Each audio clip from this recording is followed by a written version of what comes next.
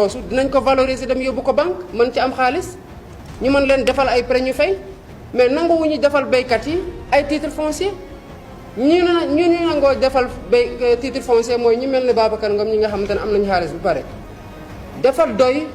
pour que ronga ñu baadoo la continuer di siim cerey buur wala cerey koo xamante ne am na xaalis am na daraja ba pare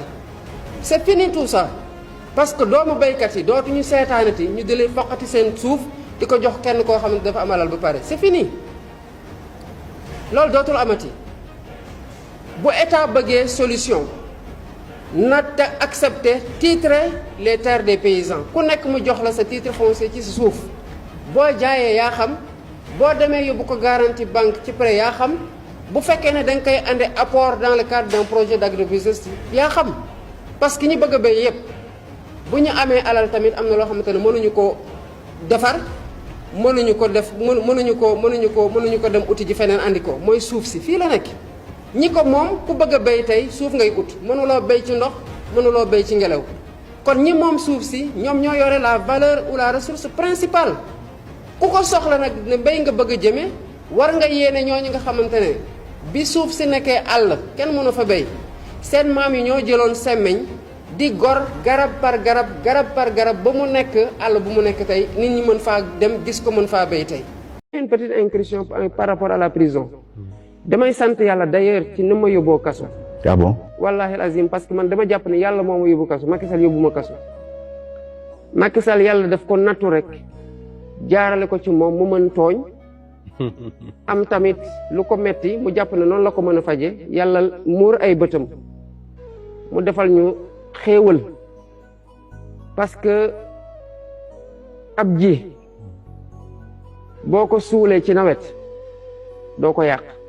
te loolu lañ ñu defal ci sant yàlla bu baax a baax mais bu ma demul woon kaso du ma xam ne am na Sénégalais yoo xam ne seen bëñ bu dee métti dañuy dem ba ca wetu commissariat de police mel ni ñuy sàcc lu batterie wu auto commandant bi wala ñu lijjanti yamba gu ñu tux mu xeeñ policiers yi ñu jàpp leen. ah oui. xam nga pour lan. pour bu ñu leen yóbboo kaso ñu mën a am lu ñu faju te loolu su ma demul woon kaso du ma ko xam donc on en est arrivé à ça donc loolu mënoo ko gis ci dëkk ba pare mais après ay nit ñoo xamante ne dañoo soxla tul lenn li parce que man dama am problème tout le temps pour comprendre yenn accumulation pour lan la nit soxla. yenn am yu bari yi. waaw lan la nit soxla yenn alal yi. pour xaar temps bi mu fi war a def diggante bu mu juddoo ba xamee bay xam sax lan mooy bànneexu xaalis c'est-à-dire à partir de foofu ak bi ko yàlla di woowu te xamul kañ la mu soxla di luubal di accumuler ba boo ko laajee lii loo ko soxla sax. du la mën a jox réponse bu satisfaisante mais bu doon loolu kese la seen rapport par rapport ak seen propre référence axiologique ak éthique ak leneen ñoom kese ñu bàyyi leen sax mais quand bu dee impacté nag négativement di ñu coûter en désespoir des jeunes 8000 jeunes sont morts sur les routes de l'immigration selon l'Office international l'Organisation internationale pour les migrations mais je crois qu'un État sérieux corruption détournement de deniers publics aucun pays ne se développe quand ces phénomènes-là sont endémiques. Alors yaa ngi wax ci accumulation de richesse et justement parlons-en dañu gis ne bi ngeen génnee prison yow ak Ousmane Sonko dès que ngeen commencé jël parole fi ngeen jëmale seen wax mooy ci le candidat de Benno Bokk Yaakaar commencé di wax ci liñ koy accuser ne dafa c'est un fonctionnaire milliardaire dem sax bay wax ne na def déclaration de patrimoine comme yow ni nga waxee ne di nga ko def lan mooy expliquer ngeen génn prison rek dès vos premières prises de parole ngeen ne aywa Amadou Ba yoon baa ngoog ñu ngi noonu. non xam nga campagne électorale dafa nekk un moment de débat boo xamante ne ci ëllëgu réew mi dafa am thématique yoo xamante ne dañ ko war a teg ci table bi ñu waxtaanee ko sénégalais yi xam balaa ñuy tànn du question de moom candidat Benno Bokk Yaakaar te naa ko leeral léegi mais question de yan thématique lañ war a jël ak naka lañ koy illustrer bi gi gars yi di wax sax boobu génn guñu ci réforme institutionnelle lañ doon wax à savoir le poste de vice-président ñu jóge foofu attaqué waat notre option de souveraineté monétaire. Ensuite, ñu andi waat la question de l'éthique dans la gestion des affaires publiques. C'est de la même façon qu'il fallait parler aux hommes religieux. Parce que ay nit lañ qui ont une conscience de la gravité et qui ont des référents axiologiques que mu nekk ci côté tarixa yi wala mu nekk ci côté église yi ay nit yu responsable yoo xamante ne ay guides lañu ay références lañu pour énormément de monde. Exactement. ñooñu tu dois leur faire confiance pour dire que man li ma comprendre en tant qu'État en tant que président de la République en tant que gouvernement su ma leen ko expliquer avec les hommes de l'art les médecins ba ñu comprendre les dangers que moi je veux faire éviter ñoom ñoo ma gën a bëgg a éviter dara daal seen taalibe yi wala ñi nga xamante ne ay jullit lañu wala ay nit rek lañu nekk ci biir dëkk bi. Oui. Et on a vu des postures citoyennes et responsables. Des marabouts. Des marabouts de l'église ak ñu mel noonu. ñu ngi dem ci yeneen rendez-vous comme ni nga ko waxee mais loolu ñu deful woon noonu nañ ko defaat. maanaam nañ dem rencontrer xalif yi exposer leen la situation c'est sûr que ñoom dinañ comprendre. mais bien sûr parce que tey ci këru diine goo dugg di nga fa fekk ay doctorants ci nii wala ci nale. soit ñoo xamante ne ci kër yooyu lañ soqee ko. wala ñu nekk ay nit ñoo xamante ne seeni taalibe lañu te ñoom xalif yi jox nañ leen. nopp ñu war a mën a wax ak xalif yi sensibiliser leen par rapport mais professeur de médecine yi nga gis nii ñu nekk ay agrégé ay virologue yu demee noonu mais ay murit lañu ay tijaan lañu ay lii ak lii lañu mais ñooñu ngeen yaakaar ne xalif yi xamuñu leen mënuñu leen woo téléphone waxtaan ak ñoom il suffit que l'État jël posture bu mu war a jël ñu xool en fonction de l'organisation de ces événements là qu'est-ce qu'il est possible de faire où sont les dangers fan la conséquences yi mën a nekk et qu'on s'en remette à la sagesse de ces hommes-là parce que pour man c'est pas des personnes qui sont entièrement à part qui sont déconnectées comme on veut nous le faire croire. C'est des Sénégalais à part entière qui suivent l'actualité comme nous qui ont des conseils avisés na gouvernement bi dem waxtaan ak ñoom te lu ñu jàpp ne moom moo gën ci askan wi loolu la ñuy def parce que mosuñu leen gis ñu def lu bon. lu safaanoo li nga xamante ne moo gën ci askan wi. Oui. Donc je m'en remets moi à la sagesse de ces marabouts-là en espérant que le gouvernement fera la communication et l'approche qu'il faut à l'endroit de ces chefs religieux-là par rapport à ces événements-là pour que la meilleure décision soit prise. baalu ñëpp ak ñi ma xam ak ñi ma xamul ñi ma tooñ ak ñi ma tooñul sax di baalu tamit ñëpp ñi nga xamante ne tooñ naa leen ci li ma yëg ak ci li ma yëgul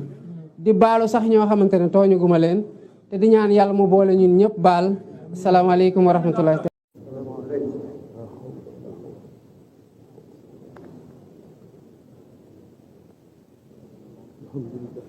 Vivre cette prière. ñii nga xamante ne dafa am ñu jël alalu réew mi mënuñu ko def seen tur di ko def ci seen tur ñeneen ay xarit wala ay mbokk wala ay am di jàmm yoo xamante ne pour bañ rek ñu laaj leen xaalis bi ngeen liggéeyee lii fan la jógee mu mujjee feeñal luubal muy ay prête-nom dinañ leen waxtaan bu ñu waxtaanee ak ñoom pour ñu mën a feeñal seen bopp bu ñu feeñalee seen bopp duñu leen toppee dara non seulement duñu leen toppee dara waaye bu dee jël nañ alal loolu tax nañu jël alal delloowaat ko ci réew mi ñun dinañ am loo xamante ne dañ ko leen koy ciy jox pour gën leen encourager lii di rapport yi nga xamante ne tamit dañuy jël ay corps de contrôle samp leen ñu mel ni IGE mel ni Cour des comptes mel ni OFNAC ñuy dem defi ji ay rapport yooyu war a dem ci procureur sénégalais yi nga xamante ne ñoo soxla lu leer ci ni ñu saytoo seen alal mënuñu ko gis loolu bu soobee yàlla dina jeex ci réew mi ndax fu rapport génnatee ci Cour des comptes génne ci OFNAC askan wi dinañ xam rapport bu lu ci buñ ko dee yóbbu ci yoon nag dinañ ko yóbbu ci yoon bu dee am na ñu ca tuumal loolu yoonay wax ndax taxee nañ ci wala taxeewuñ ci. ndax 2021 déjà man sama yaay laa gën a bëri li may communiquer parce que moom puisque dafa am la santé fragile te daf may nëbbatu man dama koy woo chaque jour di ko bu may waxtaan damay poser question rek ba yenn saa yi mu rëccale ne man lii moo ma doon métti rek ma dem internet xool par rapport ak diabète beeg hypertension bi ndax nekkul des signes de complication bu ko nekkee rek damay ne affrété ambulance wala oto ñu andil ma ko Dakar mais puisque bëggu fi defee une semaine rek commencé naan damay ñibbi fii dafa xat fii dafa kii xam nga dafa tàmm toog ak seen maire yooyu ñuy defar seen i sëru rab yooyu wala ñuy xolli ay gerte wala ñuy def yu mel donc loolu da koy manqué rapidement moo sax ñëw d'ailleurs pour la petite anecdote sama kër def fa une semaine ne dafa bëgg ñibbi ma ne kon dinaa la yóbbu semaine bi jot ma ne ko dama am gàllankoor bàyyil ba semaine prochaine bu ma amee lundi rek dinaa sa caat 5 jours ak moom bu ñu def 15 jours mu ne ma damay ñibbi ma ne ko mayaat mais gis nga bi mu ko nee mayaat ma la dernière fois ci beneen fois 3e semaine bi damaa xëy rek ma ne ko Ndioufane ndekki nga mu ne ma ndekkee gu ma de su ma eggee dëkk ba dinaa ndekki ko mais yow mënoo xaar ba egg dëkk ba yow kay yaa ngi Dakar ñu ngi ndekki rek nga ñibbi boo ñibbee nga rek di nga añ mu ne ma non ba fekk mu takk bagage am ma ne ko waa léegi waaj naa ni dinaa la yóbbu ba léegi ndekki la après ma ne ma dem tàngalaatal ko ndekki bu ndekki quoi mu door a nangoo ndekki quoi donc elle a bien supporté ça.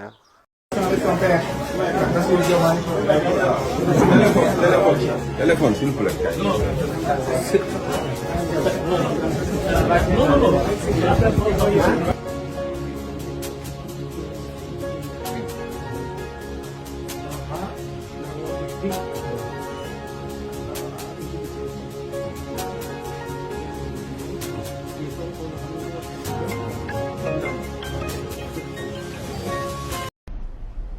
ay milliards supplémentaires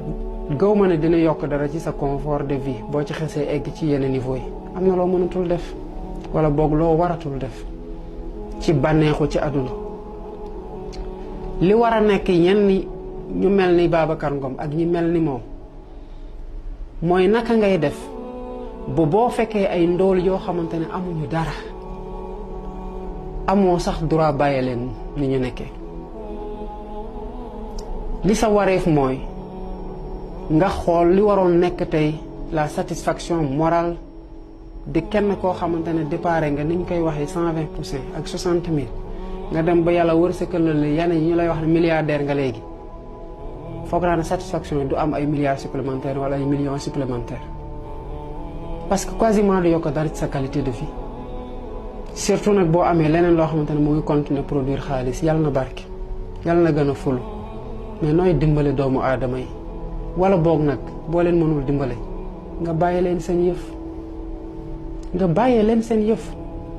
parce que waa Ndingler demuñu ci buntu Sedima ne ko may ñu ay ginaar ñu lekk demuñu buntu KFC ne ko reeruñu mayuñu Dakar bari ñoo xamante ne amuñu lu ñu reere mais bu ñu demoon tey taxaw buntu KFC ne dañoo bëgg a reer boo moytul dese gi sax duñu leen ko may waxatuma ñu leen di may ay poulet KFC waa Ndingler lañ toog Babacar Ngom moo leen dem fekke ji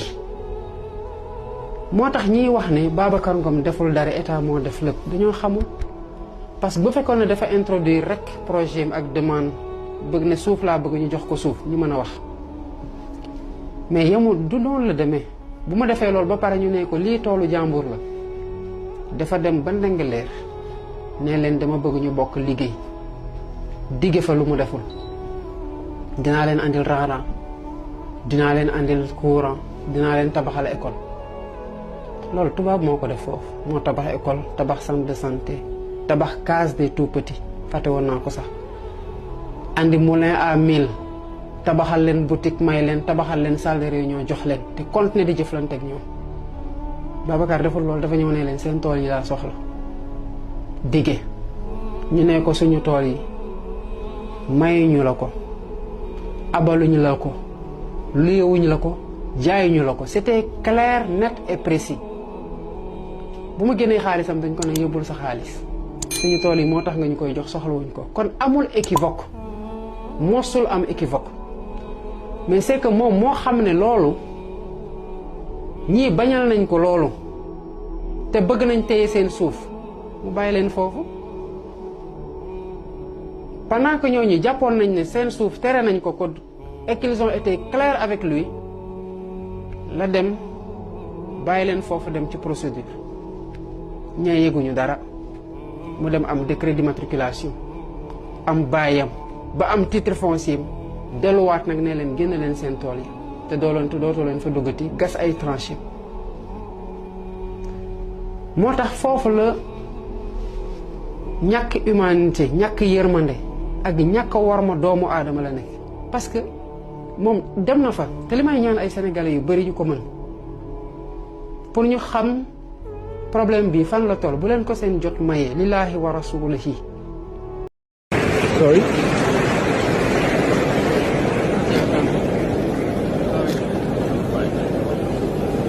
Daddy. Président de la République.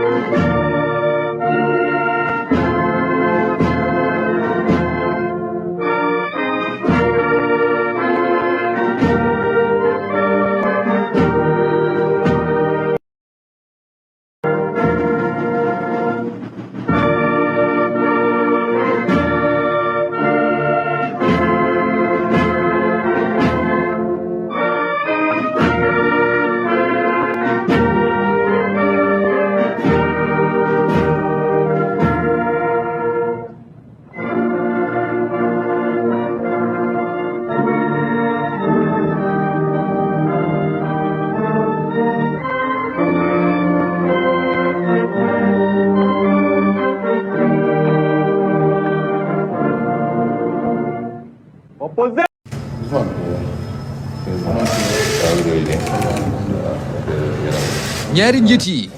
waxtaane lu yàgg. Devant Dieu et devant la nation sénégalaise, je jure de remplir fidèlement la charge de président de la République du Sénégal, d'observer comme de faire observer scrupuleusement les dispositions de la Constitution et des lois, de consacrer toutes mes forces à défendre les institutions constitutionnelles, l'intégrité du territoire, l'indépendance nationale et de ne ménager enfin aucun effort pour la réalisation de l'unité africaine.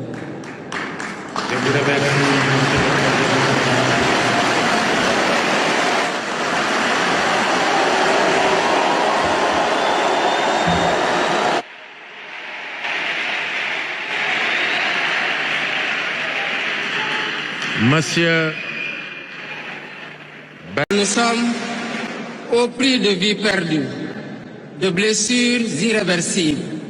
de libertés confisquées, de carrières brisées,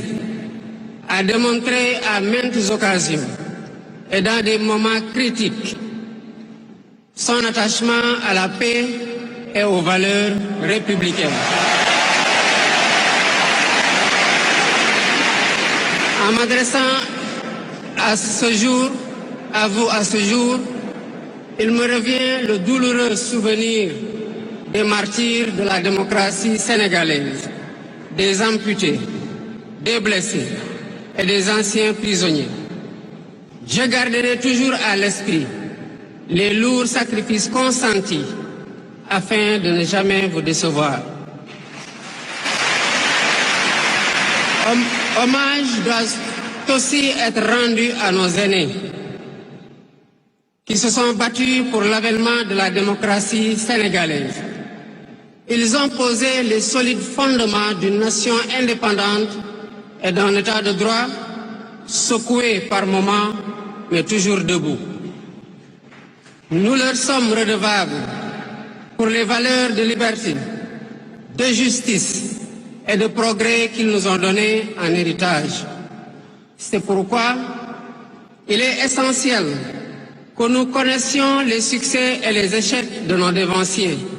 les chemins humbles qu'ils ont suivis, puisque nous sommes la résultante de tous leurs efforts. Voilà pourquoi, en définitive, c'est le Sénégal qui a gagné le 24 mars 2024.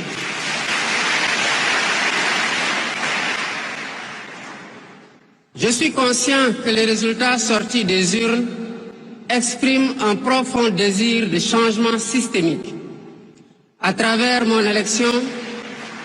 le peuple sénégalais s'est engagé dans la voie de la construction